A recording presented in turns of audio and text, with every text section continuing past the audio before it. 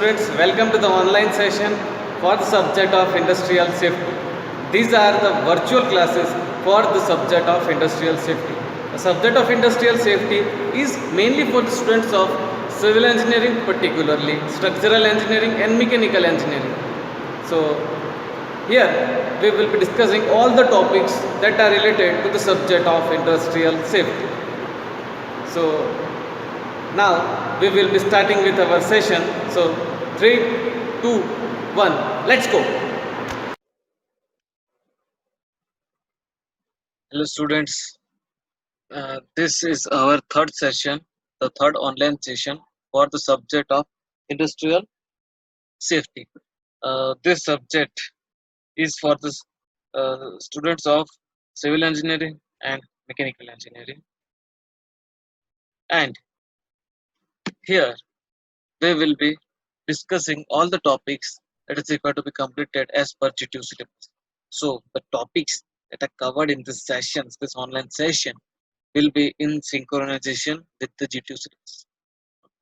So we have already done the two sessions of industrial safety. The first was the introductions.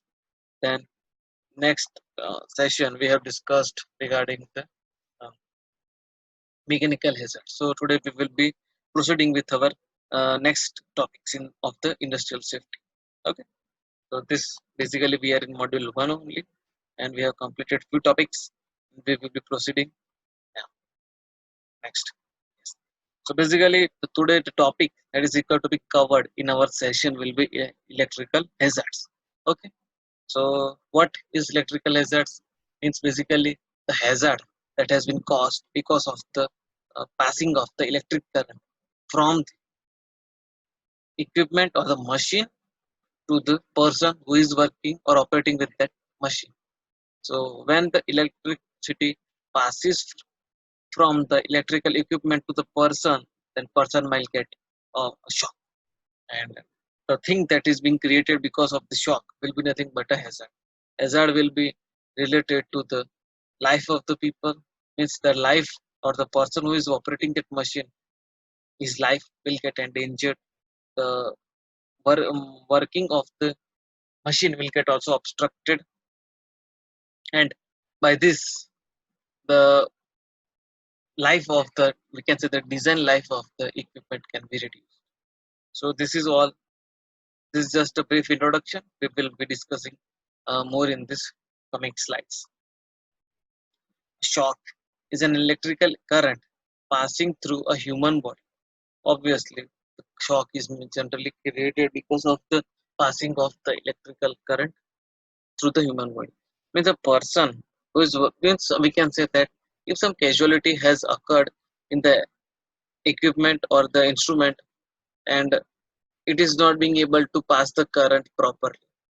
So if it is not being able to pass the current properly, then it will be regaining or retaining some current. So the person when come in contact with that equipment, then he will get that electric current that is being retained into this machine, and as a result of this, it will pass through that body.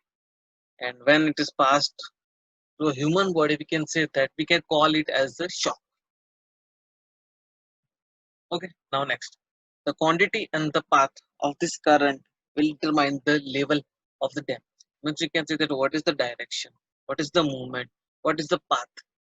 Okay. Whether it is a more zigzag or a direct path, such kind of things will determine the level of the damage that the electricity has occurred into the human body.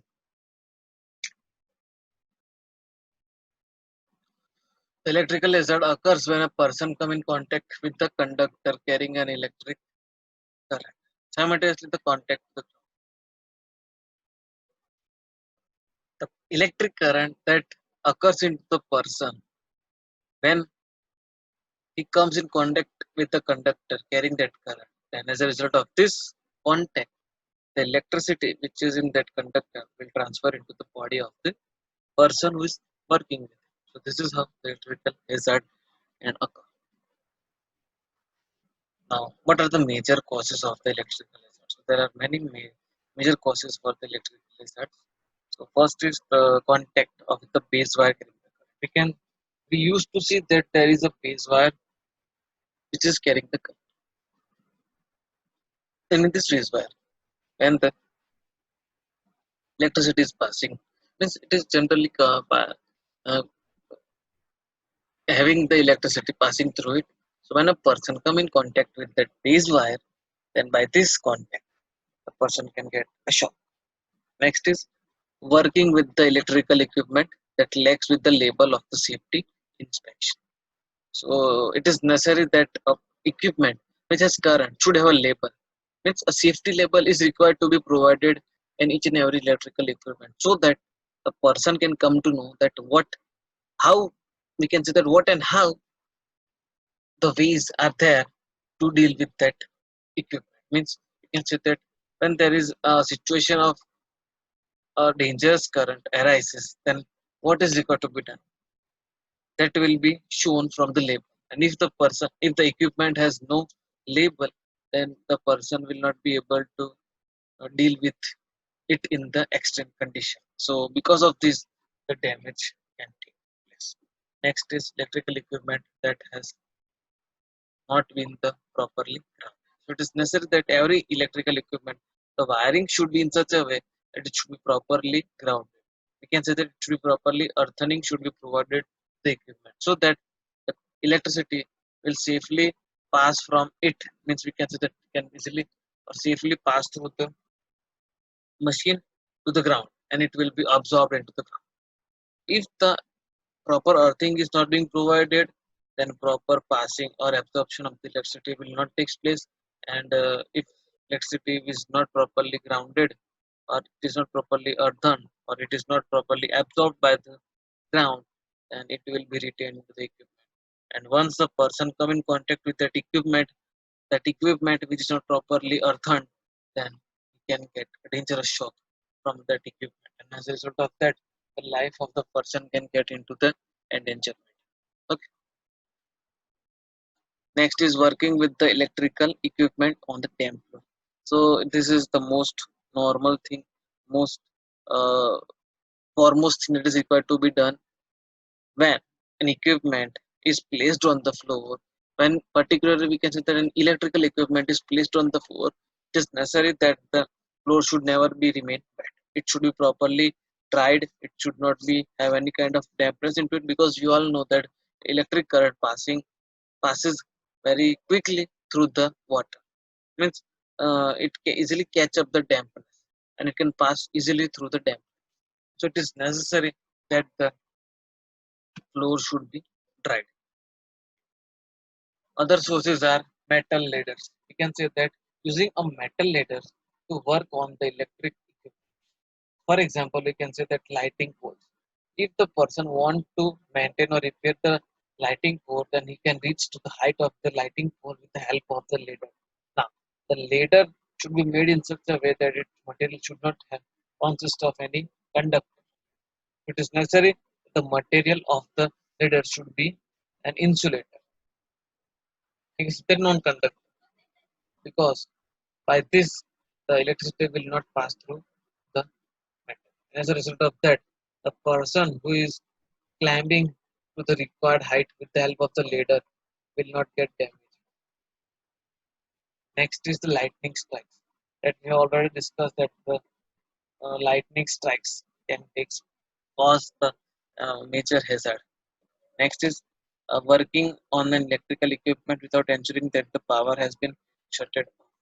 Now, when working with an electrical equipment without ensuring that the power has been shutted off, can cause a great damage to the persons and people. So it is necessary that whenever repairing work is got to be done, whenever the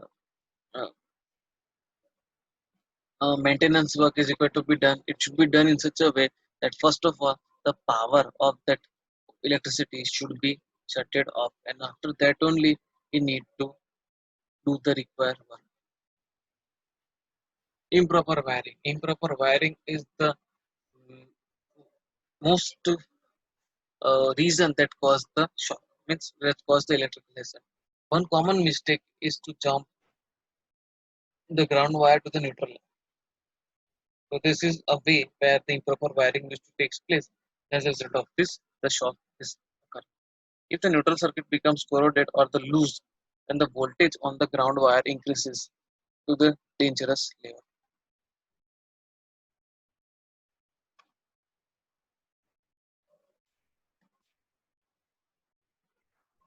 Uh, this is the most main thing that is causing the electrical damage. That is the jump from the ground wire to the neutral. And if the neutral circuit becomes corroded, means we can say that the circuit is getting corroded or loose, and the voltage on the ground will get increases to a dangerous level. And because of this, dangerous accidents used to take place. Insulation failure. So mainly insulations are provided in the circuits, but due to many reasons, it can get damaged. The degradation of the insulation can cause the base wire and the resulting shock to anyone coming in contact. So once it has got failure, then the person who is coming in contact with that circuit where the insulation failure used to take place can got a direct shock. And the main reasons is the environmental toxic. Because of the environment only, the insulation failure will take place. Main reasons are direct sunlight. When the direct sunlight falls on the insulator, because of the high temperature, it can get damaged. Sparks. So because of some short circuit used to take a health to have uh, occurred on that circuit, and because of this sparks, the insulation failure can also take place. Repeated exposure to elevated temperature means we can say that when regularly the high temperature has occurred in the circuit, and because of this, the insulation failure can take place. Safety precautions for the electrical results. So there are some safety precautions that is required to be taken care while dealing with electrical equipment or electrical results. Ensure that the power has to be disconnected from the system before working with it. So person who is keen to maintain or to repair the equipment should check only when the equipment is properly disconnected from the electricity. Capacitors can store current after the power has been. So even the capacitors can use to have the power. So they used to take care while repairing or maintaining. Allow only the authorized and the trained people to work. So the person who has proper knowledge regarding the subject, we can say that regarding the electricity or electrical equipment, and who get what the proper training for repairing or the dealing with the equipment should only be called for the maintenance or the repairing. Do not wear any kind of conductive material such as jewelry. So a person who is dealing with the electrical equipment should never wear a conductor. He should wear non-conductor, for example, rubber or timber. Means he should have some material with him so that the insulation will take place. Periodically inspect the insulation. The insulation wire should be properly or periodically inspected because with the help of with the help of means with the rise in the temperature or any other kind of short circuits, it might have got damage. If the insulations have got damage, then there is a chance of the occurrence of the shock. So it is necessary that is required to be periodically inspected so that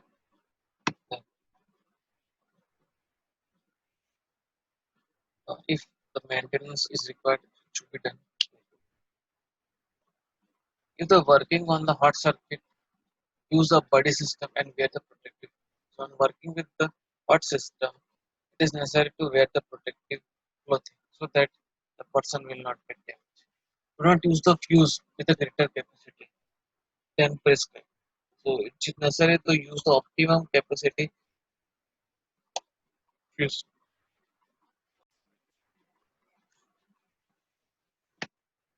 Verify the circuit voltage before performing the work. So it is necessary to verify the circuit voltage before doing any kind of work regarding the circuit. Do not use water to put on electrical. So because of during the work, because of any kind of reason, the spark can take place. Because of the spark, the fire can also. So in order to stop that fire, it is not required to use water. It can be stopped by neither ways, but it is necessary that water should not be put on the electrical fire. Or means we can say that wire should never be used on the electrical fire. Discharge capacitors before working on the equipment. It is necessary to discharge the equipment before working with the equipment, because we have discussed earlier also that the capacitors has the electric current even after the hour has got shut off.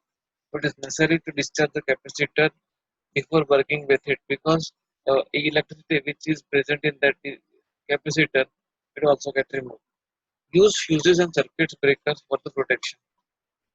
So such kind of circuits, fuses or circuit breakers is required for protection from the excessive current.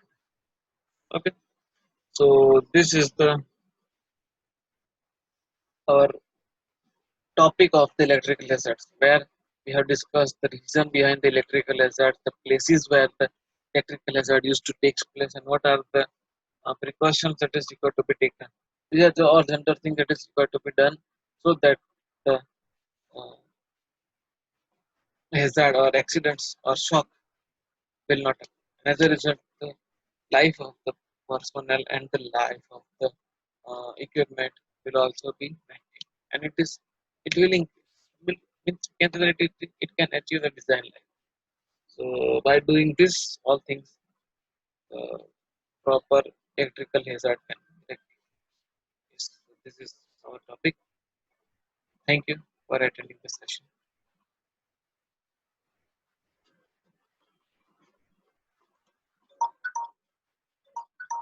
Hello students, so hereby we are coming to the end of our virtual class session of the subject of industrial safety. We have discussed a lot regarding the topics of the today's session. So if you have any kind of a doubts, if you have any kind of queries, you can send me your doubts and queries via mail. My mail ID will be in my channel. So check into my channel, like it, and mail me whatever the doubts you have. And thanks again for attending the session. See you in the next session.